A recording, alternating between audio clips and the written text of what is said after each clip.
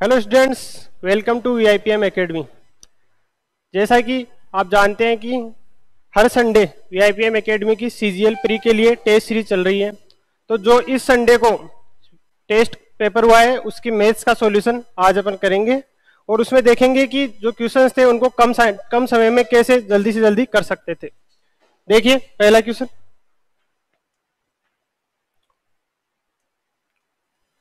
एक बल्लेबाज ने 110 रन बनाए जिसमें 3 चौके तथा 8 छक्के शामिल थे, तो उसने कुल रनों के कितने प्रतिशत रन दौड़कर बनाए। कोई बैट्समैन है, उसने टोटल 110 रन बनाए, टोटल 110 रन बनाए।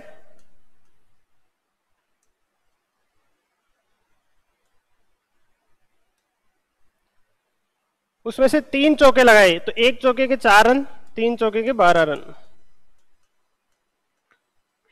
एवं 8 छक्के, एक छक्के के 6 रन, 8 छक्कों के 48 रन। तो टोटल 60 रन उसने बाउंड्री से बनाए।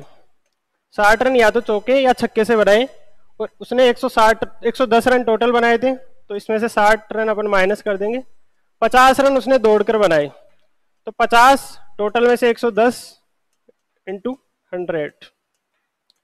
अब यहां से एक देख सकते हो कि 5/11 है एक तरह से, और 5/11 क्या होता है 9.09, 1/11 9.09, तो 5/11 हो जाएगी 45 के लगभग, मतलब 45 जिसमें आंसर होना 45 से ज्यादा। 9.09 से अपन 9.09 को 5 से मल्टीप्लाई करेंगे तो 45 सही 5/11 आएगा। ठीक है, नेक्स्ट क्वेश्चन देखिए। नीता ने 180 रुपए प्रति किग्रा तथा 200 रुपए प्रति किग्रा वाले दो प्रकार के चाय पत्तियों को 5:3 में मिलाया। यदि वह मिश्रण को 210 रुपए प्रति किग्रा की दर से बेचे तो उसका प्रतिशत लाभ ज्ञात करें। इस क्वेश्चन को देखो, दो प्रकार की चाय पत्तियां हैं, एक है 180 रुपए पर केजी और दूसरी है 200 रुपए पर केजी। इसका 5 लिया और इसका 3 लिया। ये मानो कि अपन ने तो 5 यूनिट इसकी ली, 3 यूनिट इसकी ली। अब तो इनकी टोटल वैल्यू क्या हो जाएगी, 1 यूनिट की 180 तो 5 की 900 रुपए और 3 यूनिट की 700 रुपए, तो टोटल 1500 रुपए लगे हैं इसके। लेकिन इनको एक को 210 रुपए में बेच रहे हैं, एक को 210 रुपए में बेच रहे हैं, तो 8 को कितने में बेचेंगे, एक को 210 में बेच रहे हैं तो 8 को 1620 में, 1680 रुपए में 8 को बेच देंगे। तो ये निकालना कि 1500 में उनको मिलाया और 1680 में बेचा, तो प्रॉफिट कितना है, प्रॉफिट है 18 का 150 पे इंटू 100। काट दो इनको, 2 और 3, 12% का इसमें आपके आ गया प्रॉफिट, 12% प्रॉफिट हो जाएगा उनको। क्लियर है, नेक्स्ट क्वेश्चन। एक पुस्तक विक्रेता 12,000 रुपए में 200 पाठ्य पुस्तक खरीदता है। वह पुस्तकों को इस प्रकार से बेचना चाहता है कि 20 पुस्तक उसे मुफ्त में मिले। उसे कितने प्रतिशत लाभ पर पुस्तकों को बेचना चाहिए। देखिए 12,000 पुस्तकें खरीदता है तो एक पाठ्य पुस्तक का मूल्य क्या हो जाएगा, 12,000 बटे 200, 60 रुपए एक पाठ्य पुस्तक का मूल्य हो जाएगा। 20 पुस्तक फ्री में मिलनी चाहिए, तो कितने रुपए का प्रॉफिट होना चाहिए, 1200 रुपए का प्रॉफिट होना चाहिए। 1200 रुपए का प्रॉफिट कितने पे होना चाहिए, टोटल 12,000 पे होना चाहिए, गुणा 100, ये आ गया आपके 10%।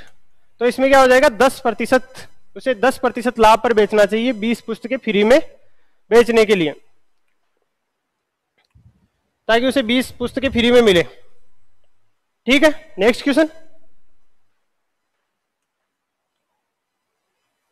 इफ ए बराबर 0.216 plus 0.008 upon 0.36 plus 0.04 minus 0.12 and b बराबर 0.729 minus 0.027 upon 0.81 plus 0.09 plus 0.27, then what is the value of a square plus b square का होल स्क्वायर। दोनों का होल स्क्वायर की वैल्यू पता करनी है।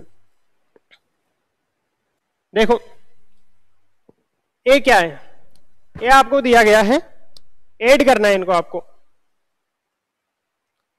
ए है 0.216 प्लस 0.008 अपॉन 0.36 प्लस 0.04 माइनस 0.12।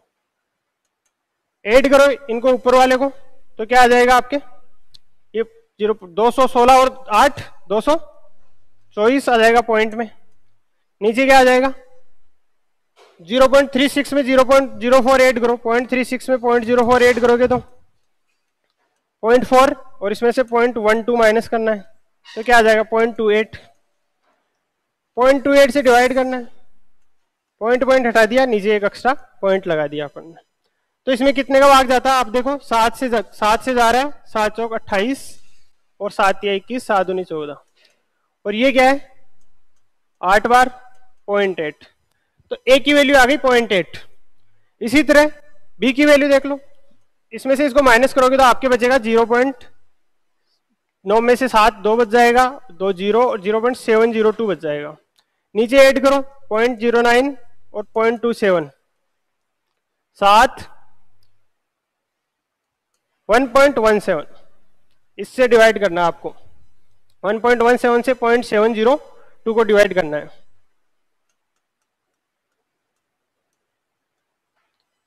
ठीक है, ये इसका कितने में भाग जाएगा, 13 से देखो 13 पंजे 65, 5 और 2 13 चौके 52, 13 नामे 117, 9 छिगानी 54 और 10.6। ये आ गई आपकी बी की वैल्यू। अगर ए स्क्वायर प्लस बी स्क्वायर की वैल्यू आपको पता करनी है, ए स्क्वायर प्लस बी स्क्वायर की वैल्यू पता करनी है, तो ए स्क्वायर की वैल्यू क्या होगी, इसका स्क्वायर कर दो 0.64 और बी स्क्वायर 0.36, दोनों को ऐड करोगे 1 आएगा और 1 का स्क्वायर 1 ही आएगा, 1 का स्क्वायर होगा 1। क्लियर है ये? नेक्स्ट क्वेश्चन देखिए, क्वेश्चन नंबर 55, निम्नलिखित में से कौन सा कथन असत्य है। तो पहला कथन है 64 0.0064 0.81 0.0081। अब देखो 64 8, अब यहां भी 8 लिखोगे लेकिन पॉइंट में कितनी संख्या है 4 है, तो जब ये रूट के बाहर आएगी तो 2 को लिखेंगे 0.08। इसके बाद 0.81, इसका 9 आ जाएगा लेकिन पॉइंट में 2 है 0.9 और यहां 0.09, यह आ गया 9.07 और ये आपको दिया गया 9.07। इसका मतलब ये तो सत्य है, ये इसका आंसर नहीं होगा क्योंकि अपने को असत्य पता करना है, तो ये नहीं होगा इसका आंसर। दूसरा देखो, यह है 0.010201 98.01 प्लस 0.25। ये क्या है, ये अपन गौर से देखें तो 101 का स्क्वायर है, 101 का स्क्वायर होता है 102.01 और इसी तरह 99 का स्क्वायर क्या होता है 9801। ये कैसे होता है, ये इसकी ट्रिक होती है, 101 का होता है तो इसको डबल करके 1 का स्क्वायर कर देते हैं, यहां इसमें जितना कम है 100 से उसको एक और 102.01। अब यहां पॉइंट के बाद में कितने अंक है 6 है, तो अपन जो लेंगे वो कितने लेंगे 3 लेंगे, तो 101 का स्क्वायर है तो 101 लेंगे अपन। यहां पे पॉइंट के बाद में कितने अंक है, पॉइंट के बाद में 2 है, तो अपने जो बाहर 9 और ये 5 का स्क्वायर है 5, लेकिन पॉइंट के बाद 2 है, बाहर आएगा 1.5। इसकी वैल्यू होगी 10.501 जबकि दी है 11.51, तो ये गलत होगा। गलत है तो यही अपना आंसर है क्योंकि क्वेश्चन में भी असत्य ही पूछा है। ठीक है, नेक्स्ट, दो संख्याओं का महत्तम समापवर्तक और लघुत्तम समापवर्तक क्रमशः 21 और 84 है। यदि दो संख्याओं का अनुपात 1:4 है तो दोनों संख्याओं में से बड़ी संख्या क्या होगी। देखो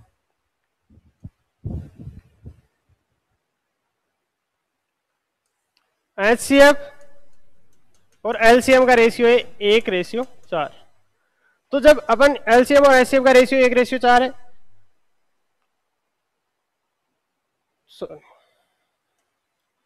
सॉरी संख्याओं का अनुपात है 1:4 और HCF जो है 21 है, LCM जो है वो 84 है।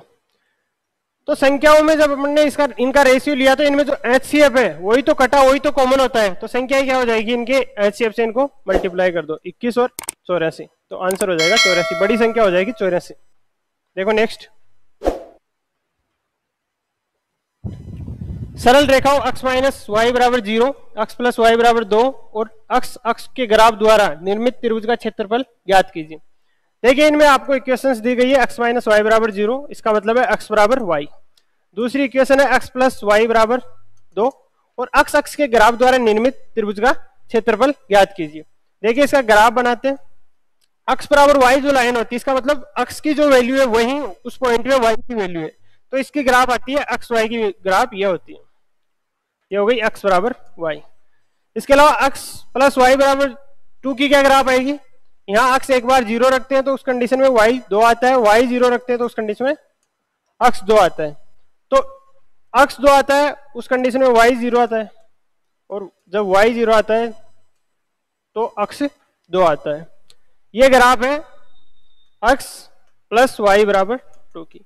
और यहाँ पे जो पॉइंट है दोनों का कटान बिंदु है, इसकी वैल्यू क्या है, इसकी वैल्यू है, आप देखो जहां पे x और y का दोनों का कटान बिंदु है इसकी वैल्यू क्या है ये बताना, तो ये अपन यहां से निकालेंगे, x बराबर y रखेंगे, यहां रखो x बराबर y, तो क्या आ जाएगा 2y बराबर 2 और y बराबर 1, तो यहाँ पे अगर y 1 है तो x भी 1 होगा। ये अब बोल रहा है कि ये ग्राफ और x मतलब इस ट्राइंगल का आपको एरिया फाइंड करना है, तो इसका हो जाएगा 1/2, बेस क्या है उसका 2 और हाइट क्या होगी 1, ये हो जाएगा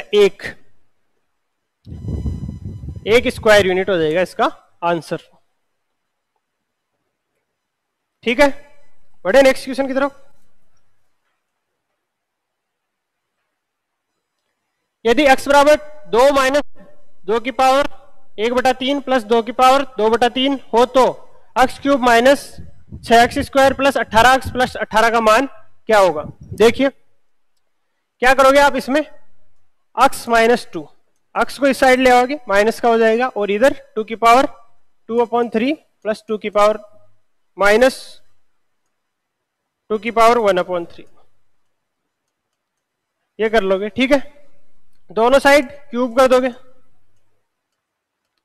इधर क्यूब करोगे x क्यूब माइनस 8 माइनस 2 का क्यूब क्या हो जाएगा -8 माइनस क्या होता है 3a स्क्वायर b, तो 3 लिख दोगे, a स्क्वायर x का स्क्वायर और b क्या है 2, फिर प्लस 3ab स्क्वायर, a लिख दोगे x और b स्क्वायर मतलब 2 का स्क्वायर, इधर लिख दोगे 2 की पावर 2/3 का क्यूब, 3 से 3 हो जाएगा 4 बच जाएगा, 2 की पावर 1/3 का क्यूब 2 माइनस 3ab, a है 2 की पावर 2/3 इंटू 2 की पावर 1/3 और a माइनस b 2 की पावर 2/3 और 2 की पावर 1/3।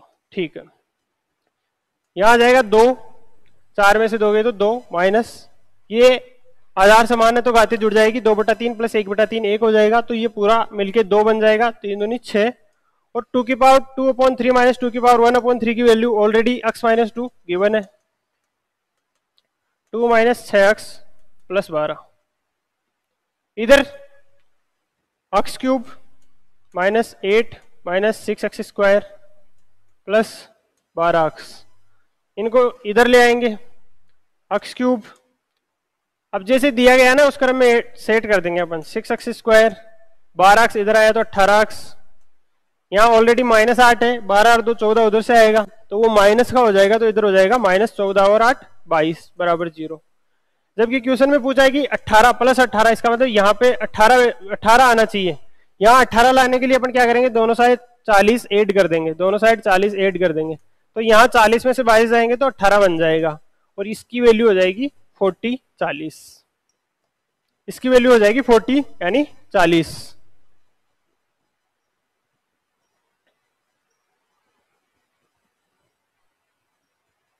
ठीक है, नेक्स्ट क्वेश्चन।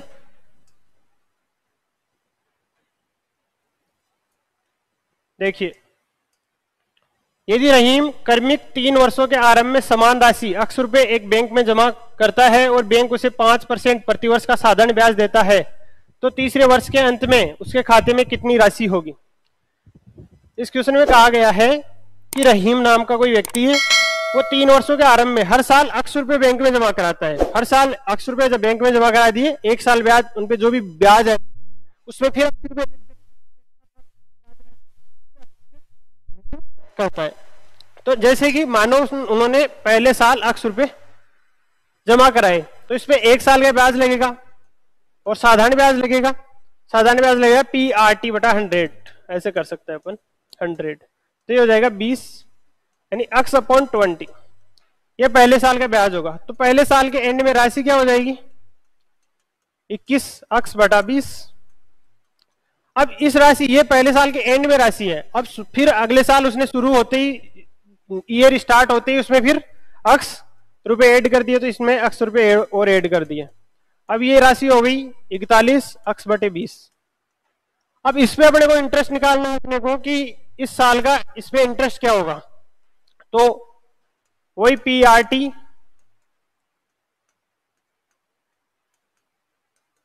बटे 100, इस पे इंटरेस्ट हो जाएगा 41X बटे 400। अब साल के एंड में राशि क्या हो जाएगी, राशि जो थी 41X बटे 20 थी, लेकिन उस पे 41X बटे 400 इंटरेस्ट हो गया, तो राशि क्या हो जाएगी, इधर 2 से मल्टीप्लाई कर दो। देखो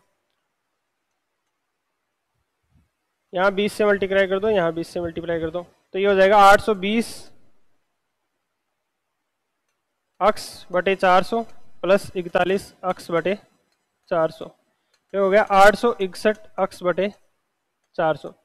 ये 861X बटे 400 2 साल के एंड में राशि हो गई, लेकिन अब फिर उसमें X रुपए मिलाएंगे और उस पे 1 साल का फिर ब्याज आएगा। देखो आगे कैसे करना है।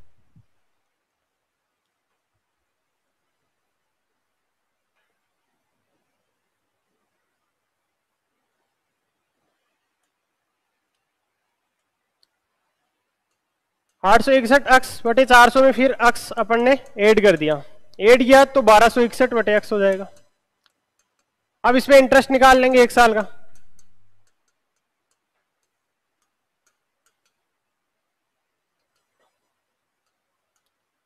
इंटरेस्ट हो जाएगा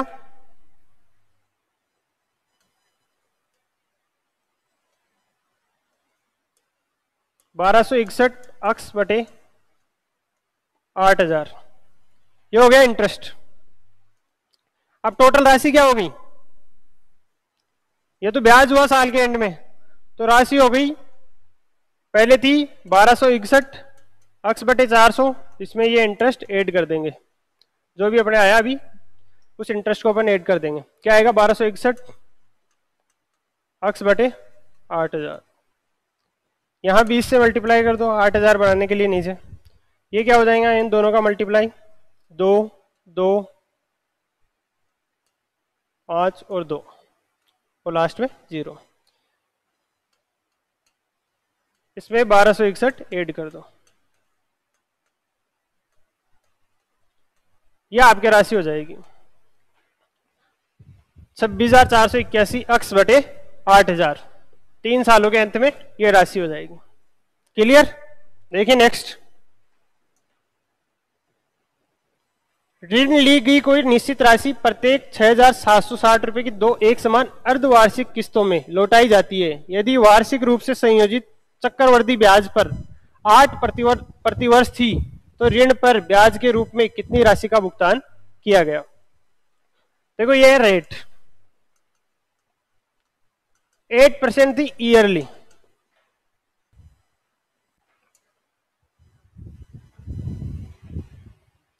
यह रेखाग्राफ एक विशिष्ट देश के इस्पात के उत्पादन को दर्शाता है। इस आरेख का अध्ययन करें और निम्नलिखित प्रश्नों के उत्तर दें। यह आपको एक आरेख दिया गया है, यह बता रहा है एक विशिष्ट देश के इस्पात के उत्पादन अलग अलग सालों में उसमें इस्पात का उत्पादन कितना हुआ है, यह बताया अपने को। पिछले वर्ष की तुलना में किस वर्ष में इस्पात का उत्पादन कम था। यहाँ आपके सामने कितने साल है, 1 2 3 4 5 6 7 है, ठीक है। ऑप्शन 4 दिए हुए हैं, तो जो ऑप्शन दिए हुए अपन उन्हीं को देखेंगे। अगर उन्हीं से आंसर मिल जाता है तो ठीक है, क्योंकि अपने को आंसर तो ऑप्शन में से ही देना है। तो 2013 में देखो कम हुआ है कि बढ़ा है, यार 2013, 2012 में 95 था, 2013 में 30 हो गया, तो कम हुआ है 2013 में। यहाँ लिख लो आगे कि कम। 2014 में बढ़ा है, 2014 में बढ़ा है, 2012 में बढ़ा है 11 की तुलना में, और 2016 में बढ़ा है। क्वेश्चन क्या पूछ रहा है कि पिछले वर्ष की तुलना में किस वर्ष में इस्पात का उत्पादन कम हुआ था। तो 2013 में पिछले वर्ष की तुलना में कम हुआ है, बाकी सब जो 3 और दिए गए हैं साल आपको, उनमें बढ़ा है।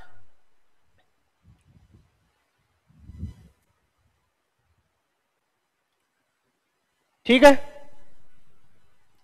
बढ़े नेक्स्ट क्वेश्चन की तरफ। 2011 और 2015 के बीच हुए इस्पात उत्पादन में कितना अंतर है 10 लाख टन में, ये बताना है। 2011 में कितना है 35, और 2015 में कितना है 25। दोनों में डिफरेंस कितना है 10 का डिफरेंस दिया है, और 10 लाख टन में बताना है अपने को। तो क्या हो गया इसका आंसर ए, क्योंकि जो गिवन है वो भी इन मिलियन टन में ही दिया गया अपने को।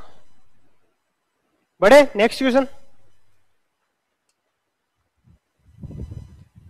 For value of x equation x+1 plus x+4 plus x+7 plus dash dash dash plus x+28 बराबर 155।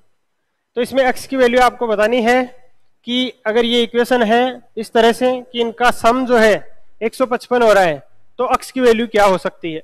देखिए आप यहां देखो, हर बार +3 बढ़ रहा है, इसका मतलब ये क्या है, एक एपी है, अरिथमेटिक प्रोग्रेशन है, समांतर श्रेणी है। समांतर श्रेणी वो होती है जिसमें लगातार अंतर बराबर हो, सभी पदों के बीच का अंतर बराबर हो। तो यहां सब पदों के बीच का अंतर 3 है। आप यहां से पता कर सकते हो कि इसमें कितने पद है। जैसे कि पहला पद ये मानो कि आपको यहाँ 1 है और यहाँ 28 है, तो 28 - 1, और दोनों में डिफरेंस कितना है 3, 27/3 बराबर 9। इनमें 1 ऐड कर दो तो 10 टोटल पद हो गए, 10 टोटल पद हो गए। और एपी कोई भी एपी होती है उसका सम क्या होता है, एसएन क्या होता है, पदों का जो योग होता है वो क्या होता है n/2, first term plus last term. तो n क्या है 10/2, फर्स्ट टर्म x+1 और लास्ट टर्म क्या है x+28। और इसकी वैल्यू क्वेश्चन में गिवन है 155। 5 से काटा 31 बार, यहां आ गया 2x + 29 बराबर 31, 2x बराबर 2, x बराबर 1। x की वैल्यू क्या आ जाएगी 1।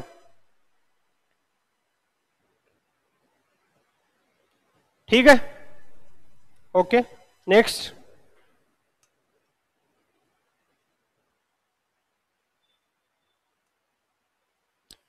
Question number 64। For a sample data mean equal to 60 and median equal to 48, for this distribution the mode is. एक नमूना आंकड़ों का माध्य 60 है और माध्य का 48 है, इस बंटन का बहुलक ज्ञात करना है आपको। एक फॉर्मूला होता है 2 mean plus mode equal to 3 median. Clear, 2 गुणा माध्य प्लस बहुलक बराबर 3 गुणा माध्य का। तो मीन क्या दिया हुआ है, मीन दिया हुआ है 60, मोड पता करना है, और मीडियन जो है वो 48। मोड इक्वल टू क्या हो जाएगा 48 गुना 3 क्या होता है 144, माइनस 60 दूना 120, 24। तो मोड क्या आ जाएगा इस आंसर का, इस क्वेश्चन का 24। इस क्वेश्चन का आंसर हो जाएगा 24। देखो next. If cos theta equal to x + 1/x is for the real value of x, then यदि x के वास्तविक मान के लिए cos थीटा बराबर x + 1/x है, तब आपके ऑप्शन है theta is acute angle, theta is right angle, theta is obtuse angle, और theta value is not possible.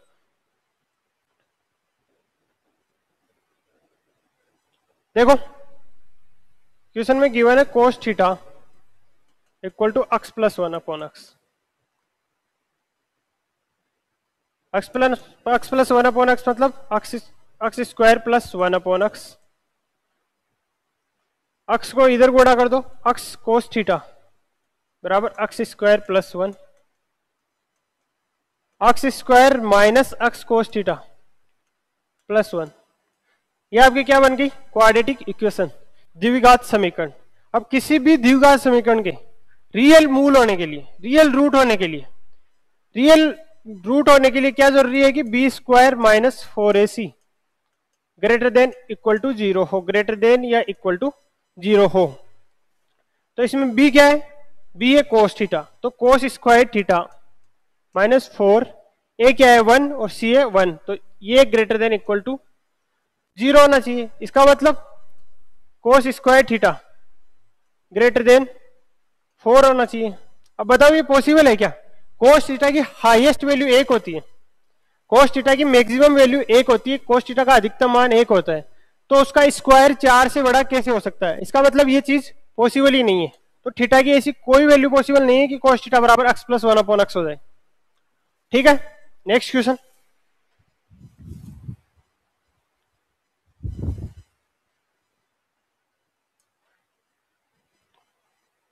If cosec theta equal to p plus q upon p minus q, then cot theta equal to क्या होगा? आपको बताना है cot theta pi plus pi by 4 plus theta by 2। देखो cosec theta को क्या लिख सकते हो? 1 अपॉन साइन थीटा, ये आ गया p plus q upon p minus Q. इनमें c एंड d लगा तो योगांतर अनुपात, योगांतर अनुपात लगाएंगे क्या होगा? 1 प्लस साइन थीटा और 1 माइनस साइन थीटा। 1 में नीचे वाले को ऐड कर लेंगे, फिर 1 में से नीचे वाले को घटा देंगे। इधर क्या होगा? ऊपर वाले में नीचे वाले को ऐड करेंगे तो 2p और घटाएंगे तो 2q। क्या आ गया आपके 1 plus sine theta upon 1 minus sine theta. अब देखो इस 1 प्लस साइन थीटा को मैं किस रूप में लिख सकता हूं? इसको लिखा जा सकता है cos theta by 2 plus sine theta by 2 का होल स्क्वायर। क्यों नहीं लिखा जा सकता?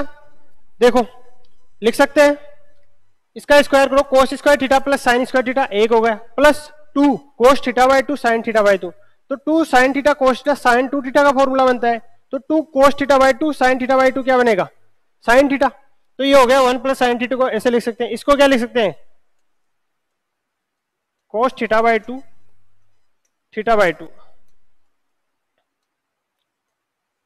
माइनस साइन थीटा बाई 2 का होल स्क्वायर। तो लिख दो बस, इनकी जगह ये लिख देंगे और यहां आ जाएगा p बटा q। अब देखो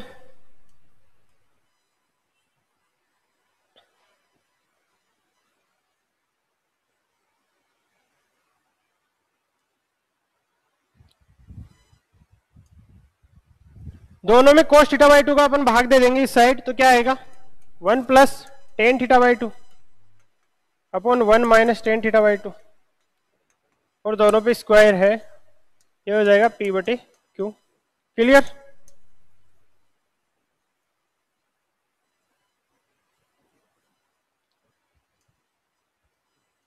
अब देखिए इसको क्या लिखते हैं? 1 को ten pi by 4 plus tan theta by 2, 1 minus ten pi by 4 की वैल्यू 1 होती है, तो ये फॉर्मूला बनाने के लिए यहां पर टेन पाई बाई 4 लिख सकते हैं, और टेन थीटा बाई 2 इसका स्क्वायर क्या आ जाएगा? p बटे क्यू। तो ये क्या हो जाएगा? Tan a plus tan b upon 1 minus tan a tan b, tan a plus b, तो इसकी वैल्यू क्या हो जाएगी? Tan pi by 4 plus theta by 2 का स्क्वायर, तो इसका स्क्वायर इक्वल टू p बटा क्यू। यहीं से अपन कोट निकालें, cot square pi by 4 plus theta by 2 करें तो वो इसका उल्टा हो जाएगा q अपॉन p, और सिर्फ कोट निकालना हो तो इसका अंडर रूट, तो इसका हो जाएगा answer under root q upon p।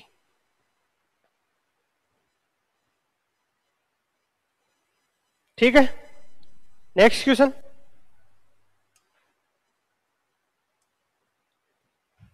Sixty seven, A B और सी डी एक वर्त की दो समांतर जीवाएं इस प्रकार है कि ए बी बराबर 6 सेंटीमीटर और सी डी बराबर 2ab है। दोनों जीवाएं वर्त के केंद्र के ए की तरफ है। यदि बीच की दूरी सी डी की लंबाई के 1/4 के बराबर है तो वर्त की त्रिज्या क्या है। ये कोई सर्किल है, इसमें ये ए बी है, सी डी इससे बड़ी है क्योंकि दुगुनी है इसकी, तो इससे ऊपर आएगी सी डी। ये इसकी लेंथ 6 है, इसकी 12 है, डबल हो जाएगी तो 12 हो जाएगी। यहां पे माना इसका सेंटर है।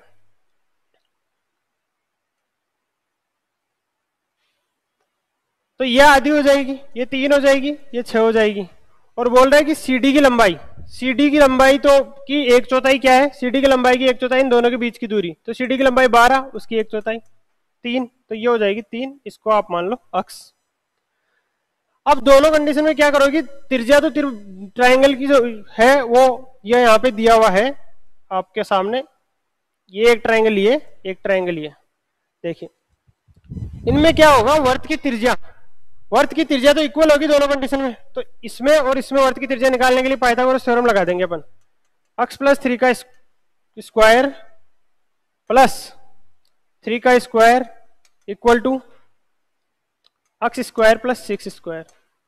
सोल्व करोगे, x square plus 6x plus 9 plus 9 बराबर अक्स स्क्वायर प्लस 36।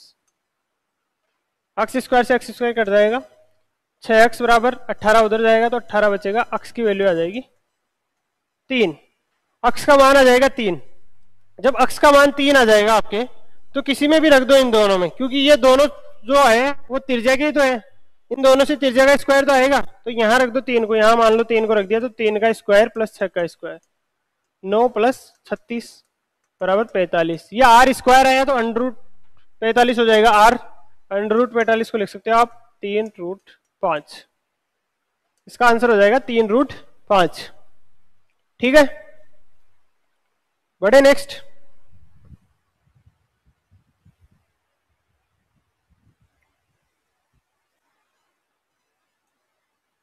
देखो यह आपके सामने निम्नलिखित आकृति में एडी कोण बीएसी का समद्विभाजित करता है, बीडी की लंबाई याद कीजिए।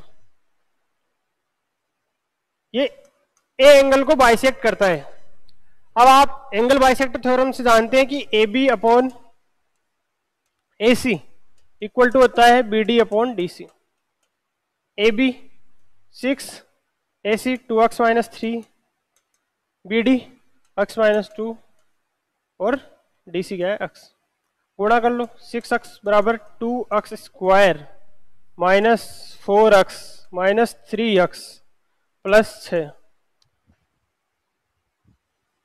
इसको आगे ले चलो, एक साइड ले आओ सबको, 2x स्क्वायर की साइड ले आओ, तो 2x स्क्वायर माइनस 7 और 6 13x प्लस 6 इक्वल टू 0। ये क्वाड्रेटिक इक्वेशन है, इसमें अपन निकाल लेंगे फैक्टर करके, तो इसके फैक्टर हो जाएंगे 2x square minus 12x minus x plus 6 बराबर 0। यहाँ से आ जाएगा, अगर 2x कॉमन ले लोगे तो x माइनस 6, और यहाँ से -1 कॉमन ले लोगे तो x माइनस 6। आपके x की वैल्यू आ जाएगी यहाँ से x बराबर 1/2 और 6। अब x की वैल्यू आप 1/2 रखोगे तो ये वैल्यू माइनस में आ जाएगी, नेगेटिव आ जाएगी, तो कोई लेंथ जो है नेगेटिव तो हो नहीं सकती, तो x की वैल्यू अपन 1/2 नहीं ले सकते। x की वैल्यू 6 लेंगे तो 6 - 2 4 आएगा, तो BD की लेंथ क्या हो जाएगी 4। BD की लेंथ आपको पूछी थी, BD की लेंथ हो जाएगी 4।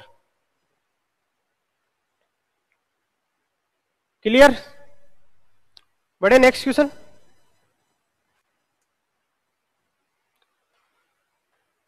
एक्स और वाई 3:5 के अनुपात में पूंजी के साथ साझेदारी करते हैं। 5 महीने के बाद एक्स अपनी पूंजी का 50% जोड़ता है, जबकि वाई अपनी पूंजी का 60% निकाल लेता है।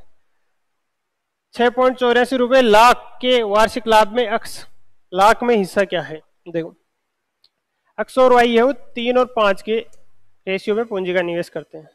5 महीने तक तो ऐसे ही चलता है, तो 5 महीने तक तो ऐसे ही चलता है, दोनों के 5 महीने तक सेम सिचुएशन चलती है। 5 महीने बाद क्या होता है, एक्स अपनी पूंजी का 50% और जोड़ता है, तो 3 का 50% क्या होता है 1.5, 1.5, तो 3 तो पहले थी, 1.5 अब ऐड कर दी, तो टोटल कितनी हो गई 4.5। तो अब 4.5 इसने ऐड कर दी, और पूरी साल की बात कर रहा है, तो 5 महीने निकल चुके, अब कितने महीने बचे 7। ये अब अपन इनका नया रेशियो निकाल रहे हैं। इसने दूसरे वाले ने 5 महीने के लिए तो ये 5 ही निवेश किया, उसके बाद 60% निकाल देता है, तो 5 का 60% कितना होगा 3 निकाल दिया। 3 निकालने के बाद कितना बचा 2, उस 2 को ये इन्वेस्ट करता है लास्ट के 7 महीनों के लिए। देख लो अब इनका रेशियो निकाल लो, 15 प्लस इसका रेशियो 25 और 14 39, ये क्या हो जाएगा 46.5। ये इनका रेशियो है, जो नया रेशियो है पूरी साल का उनका, और ये रेशियो इनके प्रॉफिट का रेशियो है। ठीक है,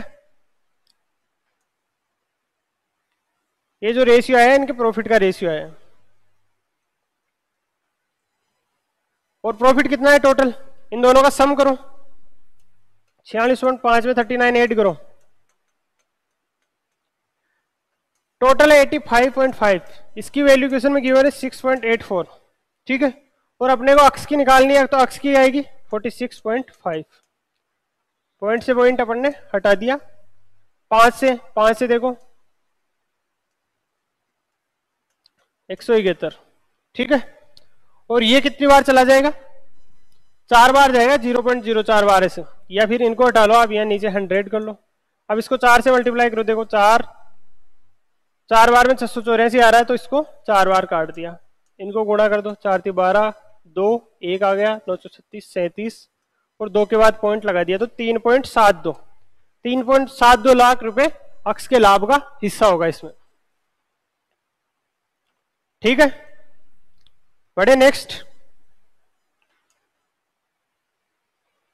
ए 228 को विभाजित करता है और 18 शेष बचता है, एक का 2 अंकों का सबसे बड़ा मान है। एक वही है, वो 228 को जब उसमें भाग दिया जाता है तो 18 शेष बचता है। इसका मतलब अगर मैं 228 में से 18 माइनस कर दूं, इसमें ए का पूरा पूरा भाग जाएगा, इसमें ए का पूरा पूरा भाग जाएगा। तो अब कौन कौन सी संख्या हो सकती है ऐसी, 70, 21, 35 और 30। तो सबसे बड़ी 70 हो सकती है, जैसे 70 और 3, तो सबसे बड़ी संख्या क्या हो जाएगी 70। नेक्स्ट, 416 किलोमीटर की दूरी तय करने में ट्रेन 1 को ट्रेन बी से 2 सही 2/3 घंटे अधिक लगते हैं। यदि एक की चाल दोगुनी कर दी जाए तो इसे बी से 1 सही 1/3 घंटे कम लगेंगे। ट्रेन 1 की चाल किलोमीटर पर हावर में कितनी है। देखो, ए और बी 2 ट्रेन, ए किसी भी चाल से चल रहा है, इसकी चाल वी है, तब इसको बी ट्रेन से 2 सही 2/3 मतलब 8/3 आवर अधिक लगते हैं।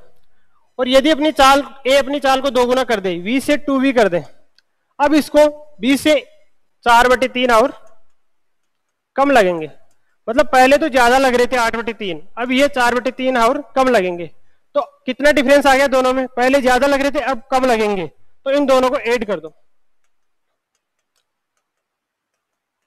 4 आवर का डिफरेंस आ गया। और यहां देखो, चाल अगर v से 2v हुई और डिस्टेंस इक्वल है, तो टाइम क्या हो जाएगा, टाइम 2 से 1 हो जाएगा, टाइम चाल का उल्टा होगा।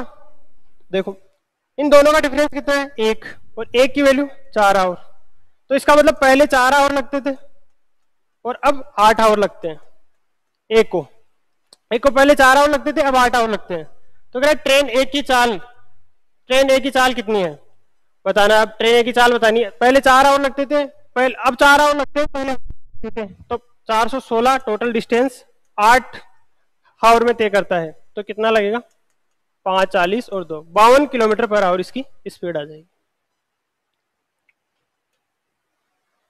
नेक्स्ट,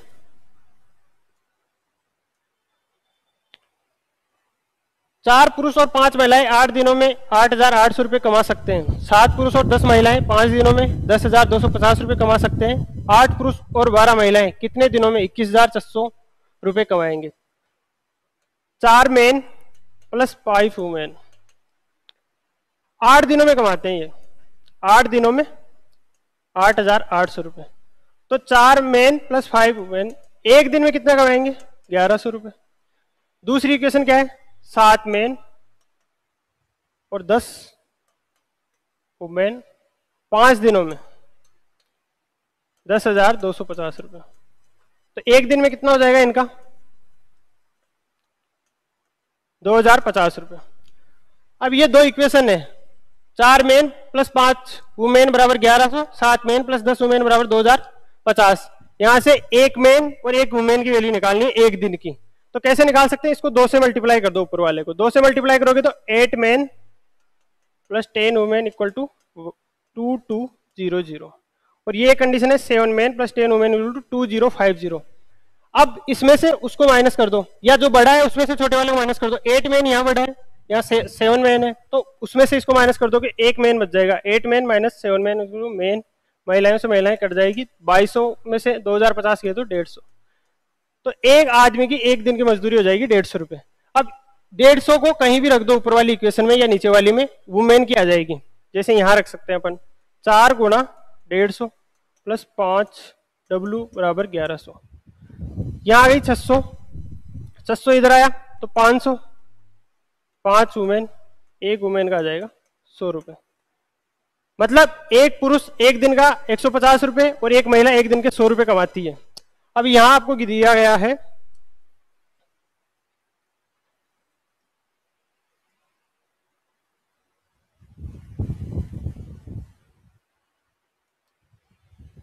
यहां आपको दिया गया 8 पुरुष, तो एक पुरुष 150 कमाता है तो 8 पुरुष, 12 महिलाएं, एक महिला 100 रुपए कमाए तो 12 महिलाएं। ये एक दिन के इतने रुपए कमाएगी, ये हो जाएगा 1200 और ये भी 1200, बराबर 2400 रुपए एक दिन के होंगे। वो कह रहे हैं कि कितने दिनों में 21,600, तो इन एक दिन के भाग दे देंगे तो हो जाएगा 9 टाइम्स जाएगा, 9 बार 216, तो इसका हो जाएगा 9 डेज। क्लियर है? नेक्स्ट क्वेश्चन, एक बर्तन में 5:3 में 2 तरल पदार्थ ए और बी का घोल है। जब 10 लीटर घोल निकाल लिया जाता है और बी की समान मात्रा से बदल दिया जाता है तो बर्तन में ए और बी का अनुपात 10:11 हो जाता है। बर्तन में घोल की मात्रा लीटर में थी। अब देखो, एक बर्तन है जिसमें 5 और 3 के अनुपात में कोई तरल पदार्थ है ए और बी का घोल। जब मैंने इसमें से 10 लीटर निकाल लिया, 10 लीटर निकालने के बाद इनमें तरल ए और तरल बी का घोल का अनुपात क्या बचेगा? फिर भी 5 और 3 के अनुपात में ही बचेगा, क्योंकि दोनों जो निकले वो भी उसी अनुपात में निकले। तो अब जो बचेगा 10 लीटर निकलने के बाद तो भी 5 और 3 के अनुपात में ही रहेगा। अब कह रहा है कि इसमें से निकाल बी की समान मात्रा से बदल दिया जाता है। 10 लीटर घोल निकाला, इसमें से 10 लीटर घोल निकाला, 10 लीटर निकाल लिया, अब बी की इक्वल मात्रा इसमें ऐड कर दी, बी ऐड कर दिया अपन ने प्लस। अब रेशियो जो है 10 और 11 हो जाता है। अब इसमें क्या एक चीज कॉमन है कि दोनों ही सिचुएशन में जो ए है वो ए इक्वल है, ए को अपन ने कुछ नहीं बदला, अपन ने सिर्फ बी को बदला है। तो ए को इक्वल करना है, यहाँ पे ए 10 है, यहाँ भी ए 10 करने के लिए इसको 2 से मल्टीप्लाई कर दो, 10 और 6, और यहाँ हो जाएगा 10 और 11। अब जो चेंज हुआ है वो सिर्फ बी में हुआ है। बी में कितना चेंज हुआ है? 5, और 5 की वैल्यू क्या है क्वेश्चन में? 10 लीटर, तो एक की 2 लीटर, और 10 और 16, 16 की 32 लीटर, और ये 32 लीटर 10 लीटर निकालने के बाद, 10 लीटर निकाला अपन ने, उसके बाद ये 32 लीटर है, तो टोटल कितना हो जाएगा? ये 10 लीटर अपन ने निकाल लिया, तो 32 और 10 42, शुरू में 42 लीटर था टोटल।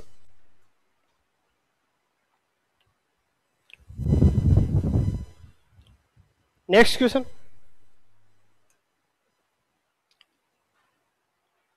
एक बॉक्स में 10 काली और 4 सफेद गेंदे हैं। बॉक्स में 2 गेंदे एक के बाद एक बिना प्रतिस्थापन के निकाली जाती है। क्या प्रक्रिया है कि निकाली गई दोनों गेंदे काली हो? देखो, एक बॉक्स है उसमें 10 ब्लैक और 4 सफेद गेंदे हैं, उनमें से 2 गेंदे निकालनी है। एक ले ली, उसके बाद उसको वापस नहीं मिलाना, उसके बाद दूसरी निकालनी है, एक के बाद एक बिना प्रतिस्थापन का मतलब यह है। क्या प्रायिकता है कि निकाली गई दोनों गेंदे काली है? तो 10 में से काली निकालनी है तो 10C2, और टोटल तो 14 है, 14 में से 2 निकालनी है तो 14C2। इसको सोल्व कर लो, 10C2 को सोल्व करोगे 10 गुणा 9, 2 बार लिखोगे 10 और 9 तक, 14 को भी 2 बार तक लिखोगे, 14 गुणा 13, 5 और 7 45/91। इसका आंसर हो जाएगा 45/91।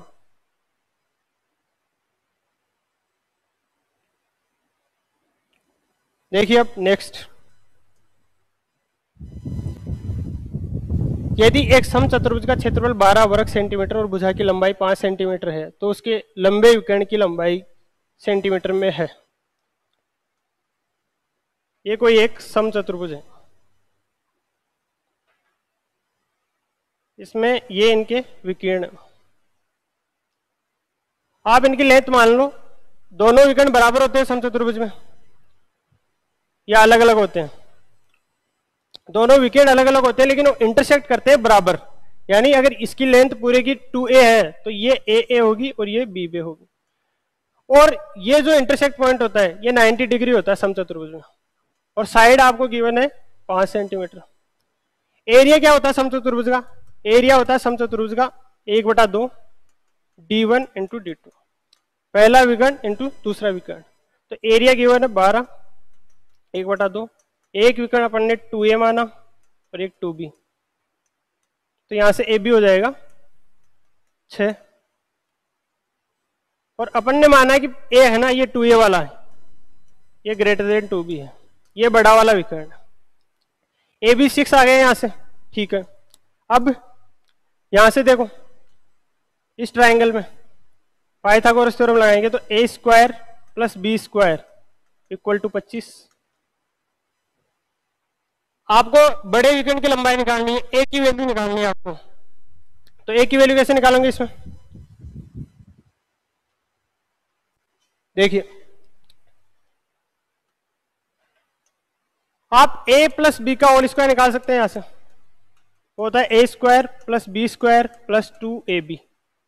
तो a square plus b square 25 है और 2ab 6 है, ये हो जाएगा 37। और आप निकालना चाहो सिर्फ a प्लस बी तो हो जाएगा √37। इसी तरह a माइनस बी निकालोगे,